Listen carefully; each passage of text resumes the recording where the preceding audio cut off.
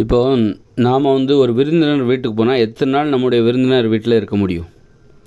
விருந்தினர் வீட்டுக்கு போகிறோம். அவங்களோட வீட்டில் அவங்க நெருங்கிய சொந்தமாக இருக்கட்டும், எத்தனை நாள் அவங்க வீட்டில் நம்மளால் சந்தோஷமாக இருக்க முடியும்? ஒரு நாள் இல்லைன்னா 2 நாள் தான். அதுக்கப்புறம் நம்ம வந்துடணும். இல்லைன்னா தொடர்ந்து அங்கே இருந்தால் அவங்களுக்கு அது பெரிய சுமையாக இருக்கும். அப்படிங்கிற உணர்வு நமக்கு இருக்கும். அங்கே அசௌகரியத்தை உணர்வோம். நம்ம உண்மையிலே சௌகரியமாக இருக்க முடியாது. விருந்தினர் வீட்டுக்கு போனாக்கா 2 நாள் தான். அங்கே அதிகபட்சம் 2 நாள் தான். அதுக்கப்புறம் வந்துடணும். அதுபோல் நம்ம வீட்டுக்கு யாராவது விருந்தினர் வந்தாங்கன்னா அந்த விருந்தினர்களுக்கும் ஒரு 2 நாளைக்கு மேலே இருக்கிறது அவங்களுக்கும் ஒரு அசௌகரியமாக தான் இருக்கும். அப்படி இருக்கும்போது நம்ம வீடுகளில் வேலைக்காக, நம்ம வீட்டு வேலை செய்வதற்காக வேலைக்காரங்களை நியமிக்கிறாங்க. சமைப்பதற்கு, துணி துவைக்கிறதுக்கு, பாத்திரம் கழுவுறதுக்கு. சில வேலைக்காரங்க வீட்டிலே தங்கணுங்கிறாங்க. நீங்கள் எப்போவாவது உங்கள் வீட்டுக்கு 1 மாதத்துக்கு ஒரு வாட்டி போங்க.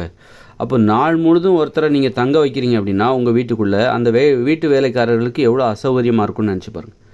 2 நாள் ஒரு விருந்தாளி வீட்டுக்கு 2 நாளைக்கு மேலேயே தங்க முடியாது. ஒரு விருந்தாளியோட வீட்டுக்கு போயிட்டு 2 நாளைக்கு மேலே நம்மளால் தங்க முடியாது அப்படின்னா, நம்ம வீட்டுக்கு வர விருந்தாளிகளுக்கும் 2 நாளைக்கு மேலே அவங்களுக்கு தங்க முடியாது. அவங்களுக்கு அவ்வளோ அசௌகரியம் இருக்கும்.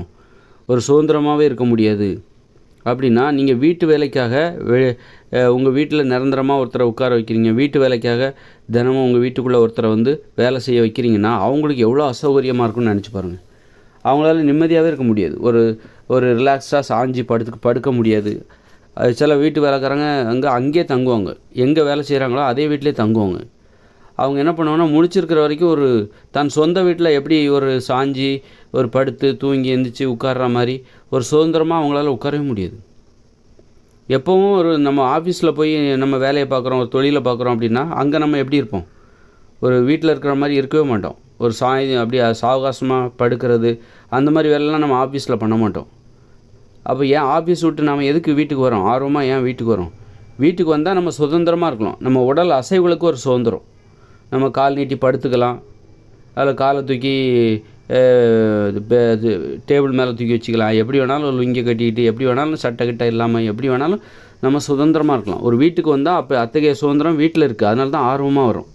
வேலை செய்கிற இடத்துல நம்மளால் அது ஏசி ரூமாக இருக்கட்டும், இதாக இருக்கட்டும், அங்கே வேலை செய்கிற இடத்துல நம்ம எப்படி இருக்கணுமோ அப்படி தான் இருக்க முடியும். பப்பரப்பன்லாம் இருக்க முடியாது. ஹாயாக படுத்து தூங்கி அந்த மாதிரி வீட்டில் இருக்கிற மாதிரி இருக்கவே முடியாது. அப்படின்னா வீட்டு வேலைக்காரர்களாக நாம் வீட்டு வேலைக்காரங்களை நியமித்து சிலர் வேலை வாங்கிக்கிறாங்க. எப்போ பார்த்தாலும் அவங்க வீட்டிலே தான் இருப்பாங்க. முழு நேரம் 24 மணி நேரம் வீட்டு வேலைக்காரர்களாக இருப்பாங்க. அப்போ முழிச்சிருக்கிற நேரம் எல்லாமே அவங்க ஒரு அட்டென்ஷன், எப்போ பார்த்தாலும் ஒரு வேலை செய்வதற்கு தயாராகவே அவங்க இருப்பாங்க. ஒரு சாவகாசமாலாம் படுக்க மாட்டாங்க, சாவகாசமாக உட்கார மாட்டாங்க. எப்போ பார்த்தாலும் ஓனர் வந்துடுவாங்க. ஒரு தொழிலாளி போல தான், ஒரு தொழிற்சாலையில் வேலை பார்க்குற ஒரு தொழிலாளி, ஒரு அலுவலகத்தில் வேலை பார்க்குற ஒரு பணியாளரை போல் இந்த வீட்டு வேலைக்காரர்கள் அந்த வீட்டுக்குள்ளே ஒரு அசௌகரியமாகவே உட்காந்துட்ருப்பாங்க. ஒரு சௌகரியமாக இருக்கவே முடியாது. அப்போது நீங்கள் ஒருத்தரை கஷ்டப்படுத்துகிறீங்க. உங்கள் வீட்டு வேலைக்காக ஒருத்தரை வீட்டுக்குள்ளே கொண்டு வரும்போது அவங்கள கஷ்டப்படுத்துகிறீங்க. அதாவது வேலை செய்கிறது ஒரு கஷ்டம். அந்த வேலை முடிஞ்சாலும் அவங்க கஷ்டப்பட்டுட்டு தான் இருக்காங்க. எல்லா வேலையும் முடிச்சிட்டேன்ப்பா, துணி துவைச்சிட்டேன், பாத்திரத்தெல்லாம் கழுவி வச்சுட்டேன், வீட்டெல்லாம் தூய்மைப்படுத்தியாச்சு அப்படின்னு உட்காந்து அவங்க உங்கள் வீட்டில் டிவி பார்த்துக்கிட்டு இருந்தாலும் சரி, அப்போவும் அவங்க அசௌகரியமாகவே உட்காந்துட்ருப்பாங்க. அப்போது ஒருத்தர் கஷ்டப்படுறதுக்கு நீங்கள் தான் காரணமாக இருக்கீங்க. உங்கள் வீட்டுக்குள்ளே ஒருத்தர் வேலையாட்களாக நீங்கள் நியமித்தது நீங்கள் தான். அப்போது அந்த வேலைக்காரர்கள் எவ்வளோ அசௌகரியத்தையும் கஷ்டத்தையும் அனுபவிக்கிறாங்க, அதுக்கெல்லாம் நீங்கள் தான் காரணம். ஒருத்தர் கஷ்டப்படுத்தினா என்ன கிடைக்கும்? தண்டனை. நமக்கு கண்டிப்பாக அது ஒரு பெரிய பாவம். அப்போ அவங்க அந்த மாதிரி அசௌகரியத்தை அனுபவிக்கிறாங்கன்னா நீங்கள் தான் அவங்கள வேலைக்கு வச்சிங்க. அந்த பொறுப்பு, அந்த பாவங்கிறது உங்களை தான் சேரும்.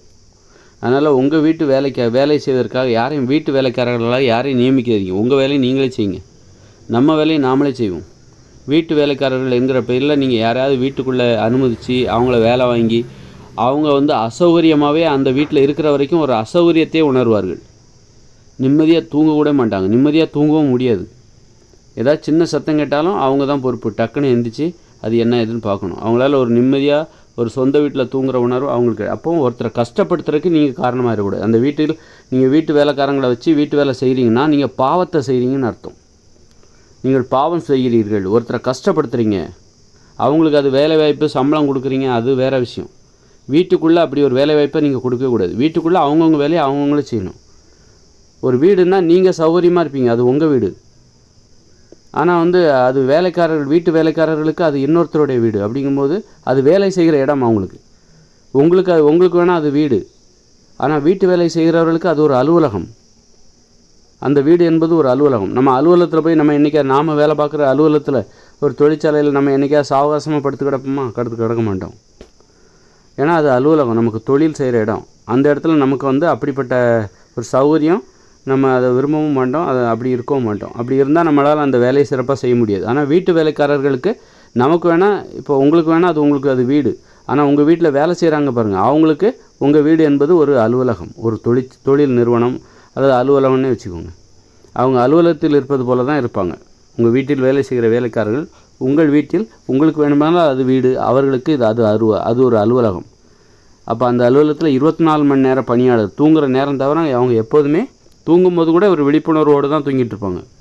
என்ன நடந்தாலும் அந்த வீட்டில் அவங்க தான் பொறுப்பெடுத்து என்ன ஆச்சு ஏதாச்சுன்னு போய் கேட்கணும். அதுக்காக அவங்க நிம்மதியாக சாவகாசமாக தூங்க முடியாது. அப்போது வீட்டு வேலைக்காரர்கள் என ஒருவரை உங்கள் வீட்டிற்குள் நீங்கள் அமர்த்தும் போது அவங்க அடைகிற அந்த அசௌகரியம் இருக்குல்ல, அதுக்கெல்லாம் நீங்கள் தான் பொறுப்பு. நீங்கள் தானே அவங்கள வேலைக்கு வச்சிங்க. அது ஒரு மிகப்பெரிய பாவம். ஒருத்தரை கஷ்டப்படுத்துகிறீங்க, வேலைவாய்ப்புங்கிற பேரில் வீட்டுக்குள்ளே ஒருத்தரை உள்ளே வர வச்சு அவங்கள கஷ்டப்படுத்துகிறீங்க, அந்த வேலைக்காரங்களை. அப்போ அந்த பாவம் உங்களை கண்டிப்பாக சேரும். நம்ம என்ன பாவம் செஞ்சாலும் அது நமக்கு தண்டனையாக திரும்ப வரும். ஏன்னா நம்ம மற்றவங்களுக்கு என்ன செய்கிறோம், அப்போ அந்த இது அதை அவங்க என்ன இன்பத்தை அடைந்தார்கள், நீங்கள் துன்பத்தை செஞ்சாலும் சரி இன்பத்தை செஞ்சாலும் நாம் ஒருத்தருக்கு ஒன்று பண்ணமே, அவர்கள் எத்தகைய பலனை அடைந்தார்கள், எத்தகைய விளைவுகளை உணர்ந்தார்கள் என்பதை தெரிந்து கொள்ள நம்ம மனசுக்கு ஒரு ஆர்வம் இருக்கும். அப்போ அதை நோக்கி நம்ம இப்போ ஒருத்தருக்கு நீங்கள் நல்லது செய்கிறீங்கன்னா அவர் அடைந்த அந்த இன்பத்தின் பலனை நீங்களும் உணரணும். அப்படிங்கும்போது அந்த நல்லது உங்களை தேடி வரும். அப்போ நீங்கள் ஒரு பலனை அடைவீங்க. அப்போ தான் நீங்கள் செய்த நல்லதுனால் மற்றவர்கள் அடைந்த பலனை நீங்கள் அப்பொழுது உணர்வீர்கள். அதுபோல் மற்றவங்களுக்கு நீங்கள் துன்பம் செஞ்சீங்கன்னா அந்த துன்பத்தினால் அவர்கள் எத்தகைய துன்பத்தை அனுபவித்தார்கள் என்பதை அறிந்து கொள்வதற்கு உங்களுடைய மனசுக்கு ஒரு ஆர்வம் இருக்கும். அதனால் நீங்களும் அந்த துன்பத்தை நோக்கி போவீங்க. அதனால் நீங்கள் பாவம்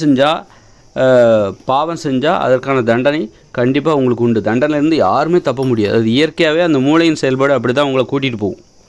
அதனால தான் பார்த்து நல்லது பண்ணணும். இந்த மாதிரி பாவங்கள்லாம் செய்யக்கூடாது. ஆடம்பரமாக வாழ ஆசைப்பட்டு யாரையும் இந்த மாதிரியான நுணுக்கமான பாவங்களை செய்யக்கூடாது. நீ என்ன தான் உங்கள் வீட்டில் வேலைக்காரங்களுக்கு எவ்வளோ தான் சமத்துவம் கொடுத்தாலும் அவங்க எப்போவுமே அது சமத்துவமாக இருக்காது. அவங்களுக்கு உங்களுக்கு வேணால் அது வீடாக இருக்கலாம், அவங்களுக்கு அது ஒரு அலுவலகம் தான். ரொம்ப அசௌகரியமாகவே இருப்பாங்க. அந்த கஷ்டப்பட்டுக்கிட்டே இருப்பாங்க. அந்த வீட்டில் இருக்கிற வரைக்கும் கஷ்டப்பட்டுட்டே இருப்பாங்க. அந்த கஷ்டமாகவே ஒரு அசௌகரியம். ஒரு விருந்தினர் வீட்டுக்கு போனால் கூட 2 நாளைக்கு மேலே இருக்க முடியாது. அப்போ எப்போ பார்த்தாலும் உங்கள் வீட்டிலே வேலை செய்கிறவங்க எவ்வளோ அசௌகரியத்தை அனுபவிக்க அந்த அசௌகரியத்துக்கு நீங்கள் தான் காரணம். அவங்கள வேலைக்கு அமர்த்தி நீங்கள் தான் காரணம். அது ஒரு மிகப்பெரிய பாவம். அந்த பாவத்துக்கான தண்டனை உங்களுக்கு கண்டிப்பாக கிடைக்கும்.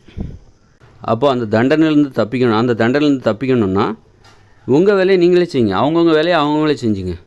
வேலைக்குன்னு ஒரு ஆளை வீட்டுக்குள்ளே கொண்டு வராதீங்க. அது மிகப்பெரிய தவறு.